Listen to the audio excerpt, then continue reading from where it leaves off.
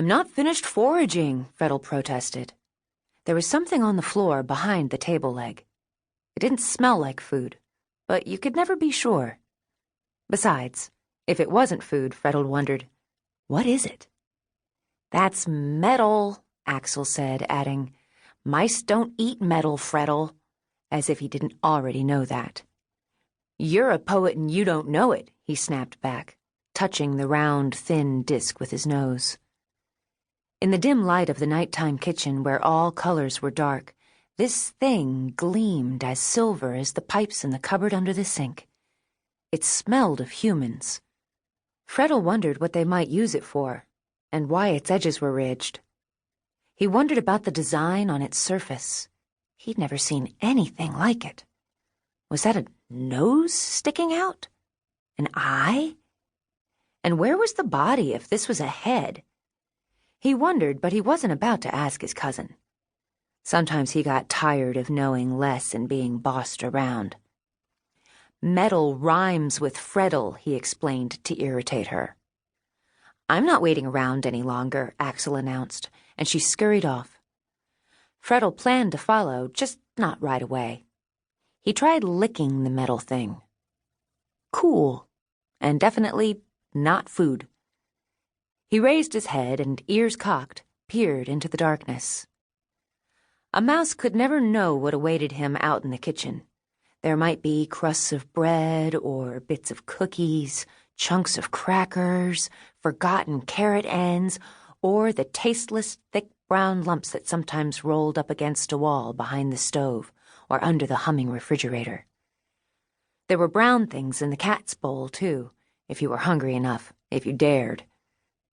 On the pantry shelf there might be a smear of sweet honey on the side of a glass jar, or a cardboard box of oatmeal or cornflakes to be chewed through, and sometimes it was Cap'n Crunch, which was Fredle's personal favorite, although his mother often warned him that his sweet tooth was going to get him into trouble. In the kitchen, there were drops of water clinging to the pipes in the cupboard under the sink, enough to satisfy everybody's thirst. In the kitchen, at night, you never knew what good surprises might be waiting. However, any mouse out foraging in any kitchen knows to be afraid, and Fredle was no exception. He was out on the open floor under the kitchen table, with only one of its thick legs to hide behind should the need arise. This flat, round metal thing was worthless, so Fredle moved on. He found a pea to nibble on and swallowed quickly, ears alert for any unmouse-like sound, and wondered where Axel had gone off to.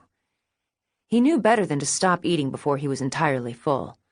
If you forage only at night, and always in great danger, you don't stop before you are full enough.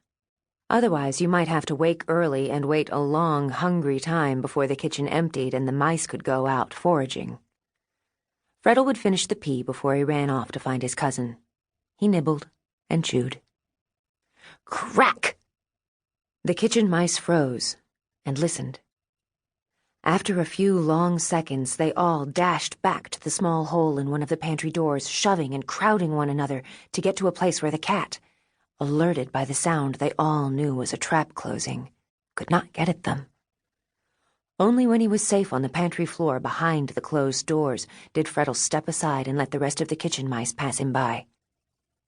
He was waiting for Grandfather, who was old and slow. When Grandfather squeezed through the hole, the two of them climbed up between the walls together. At their nest, the mice counted themselves. Mother, Grandfather, Cordle, Kiddle, and on through all 15 of them, and were breathing a collective sigh of relief when Uncle Dacre came peeping over the rim. "Is she here?" he asked. "Our Axel, is she with you, Fredle?" Went, they all thought. But nobody said it out loud. Right away, they started to forget Axel. Fredle, although he knew it was against the rules, silently recalled everything he could about his cousin, the quick sound of her nails on the floorboards, the gleam of her white teeth when she yawned at one of Grandfather's stories, the proud lift of her tail. Why? He started to ask, because now he was wondering why they had to forget, as if a went mouse had never lived with them, but he was silenced by an odd sound, and there was something he smelled.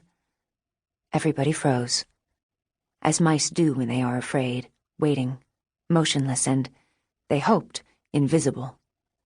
Everybody listened.